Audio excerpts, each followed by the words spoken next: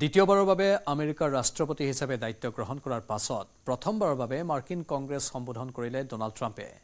উল্লেখযোগ্য যে ইয়াৰ পূৰ্বৰ যেটো কাৰ্যকাল আছিল আৰু এইটো কাৰ্যকাল মিলাই এতিয়া পঞ্চমবাৰৰ বাবে মাৰ্কিন যুটীয়া কংগ্ৰেছত সম্বোধন কৰিলে ৰাষ্ট্ৰপতি ডোনাল্ড ট্ৰাম্পে।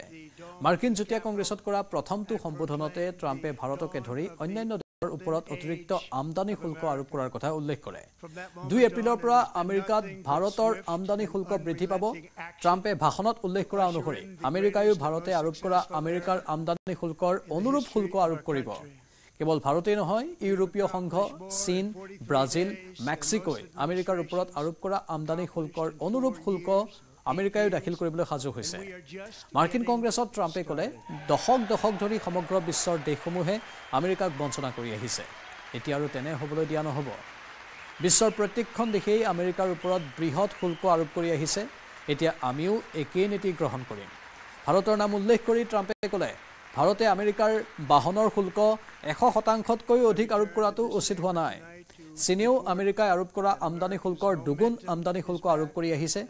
লগতে ক'লে, আমেৰিকাই সামৰিক সাহায্য আগবঢ়াই অহা দক্ষিণ কোৰিয়াই আমেৰিকাতকৈ 4 গুণ অধিক আমদানি শুল্ক আৰোপ কৰি আহিছে। শত্ৰু মিত্ৰ সকলো ৰাষ্ট্ৰই আমেৰিকাৰ বিৰুদ্ধে এনে আচৰণ কৰি আহিছে বুলি মাৰ্কিন কংগ্ৰেছত উদাত্ত কণ্ঠে ক'লে ৰাষ্ট্ৰপতিগৰাকীয়ে। একে সময়তে ট্ৰাম্পে মাৰ্কিন যুটীয়া কংগ্ৰেছত গৰ্বৰে ক'লে, পূৰ্বৰ 4 বছৰীয়া বা 8 বছৰীয়া প্ৰশাসনে কৰিব নোৱাৰা কাম এইবাৰ ৰাষ্ট্ৰপতিৰ দায়িত্ব গ্ৰহণ কৰাৰ 43 দিনতে ট্ৰাম্প প্ৰশাসনে সম্পন্ন কৰি দেখুৱাইছে।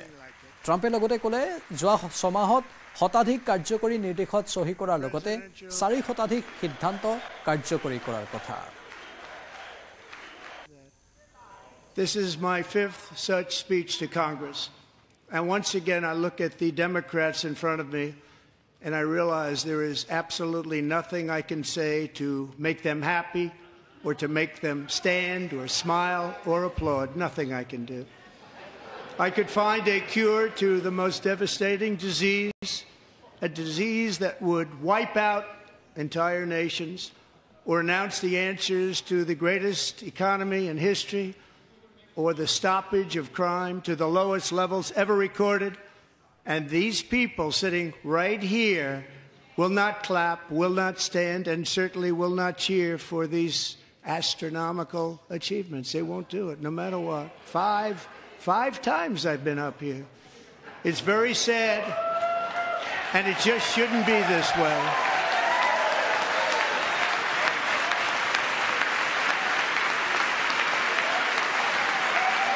বিদেশ ৰাষ্ট্ৰপতি ট্ৰাম্পে মাৰ্কিন কংগ্ৰেছত সম্বোধন কৰাৰ পূৰ্বে ৱাশ্বিংটন ডিচিত দেখা গ'ল প্ৰতিবাদ। ইউক্ৰেইনৰ সমৰ্থন তথা ট্ৰাম্পৰ সিদ্ধান্তৰ বিৰুদ্ধে ওলাই আহিল শ মাৰ্কিন নাগৰিক।